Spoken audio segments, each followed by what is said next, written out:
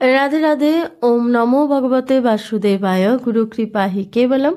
শ্রী শ্রী গুরুদেবের শ্রীচরণের কৃপায়, শ্রী শ্রী প্রিয়া প্রীতমের শ্রীচরণের কৃপায় আজ শ্রীমদ্ ভগবত গীতা সাধক সঞ্জীবনীর ৪র্থ অধ্যায়ের অবতরণিকা পড়ে শোনাচ্ছি। পূজ্য শ্রী স্বামী শ্রী রাম সুখদাসজির লেখা। জয় রাধাবল্লভ। শ্রী হরিবংশ। ওম শ্রী পরমাত্মনে নমঃ। ৪র্থ অধ্যায়। শ্রী ভগবান দ্বিতীয় অধ্যায়ের ৩৯তম শ্লোকে অর্জুনকে বলেছিলেন, জ্ঞান যোগে নিজ বিচার বিবেচনা অনুযায়ী চললে যে সমবুদ্ধি প্রাপ্তি হয়, সেটি তুমি কর্মযোগ প্রসঙ্গে শোনো। অর্থাৎ কর্মযোগে নিষ্কাম ভাব সহকারে পরহিতার্থে কর্তব্য কর্ম করলে এ সমবুদ্ধি কি রূপে প্রাপ্ত হওয়া যায় তাই শোনো। এষা তেহ ভীতা সাংখ্যে বুদ্ধির যোগে তিম্মাং শ্রীণু।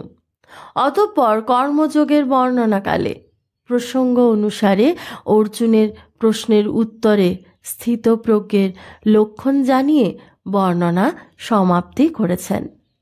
তৃতীয় অধ্যায়ের প্রারম্ভে অর্জুন প্রশ্ন করেছিলেন, আপনার মতে যখন বুদ্ধিকেই শ্রেষ্ঠ বলেই গণ্য করা হয়েছে, তাহলে আপনি আমাকে এই নিষ্ঠুর কর্মে অর্থাৎ যুদ্ধে কেন নিয়োজিত করছেন?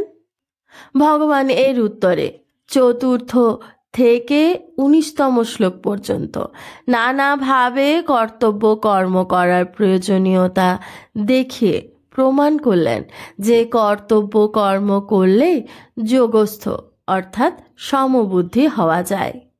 এরপর ৩০তম শ্লোকে ভগবত নিষ্ঠা অনুযায়ী কর্তব্য কর্ম সম্পাদনের তিনি বিশেষ বিধি জানিয়েছেন।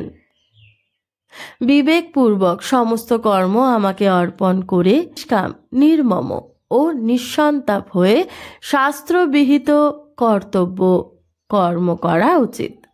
কর্তব্য কর্ম করার এই বিধিকে নিজ মতো জানিয়ে ভগবান ৩১-৩২তম শ্লোক দুটিতে অন্বয় এবং ব্যতিরেক বিধি দ্বারা নিজের মতো সুদৃঢ় করেছেন এবং ৪৫তম শ্লোকে এই বিধি পালনের বিশেষ জোর দিয়ে বলেছেন,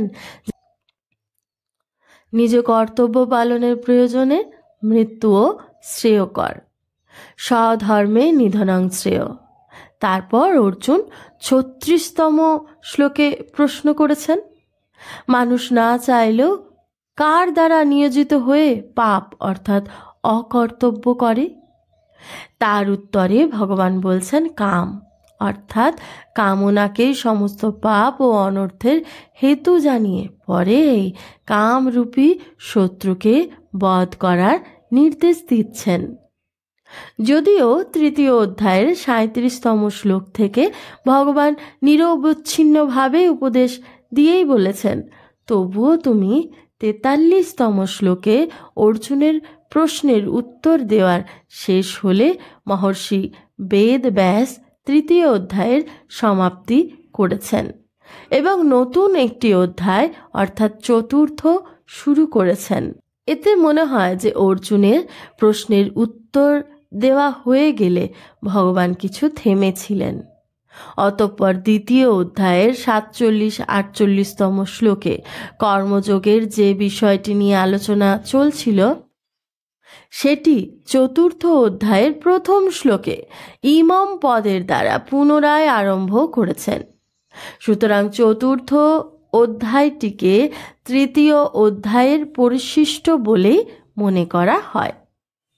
কর্মযোগে দুটি বিষয় মুখ্য, ১ কর্তব্য কর্মের আচরণ, ২ কর্তব্য কর্ম বিষয়ে বিশেষ জ্ঞান।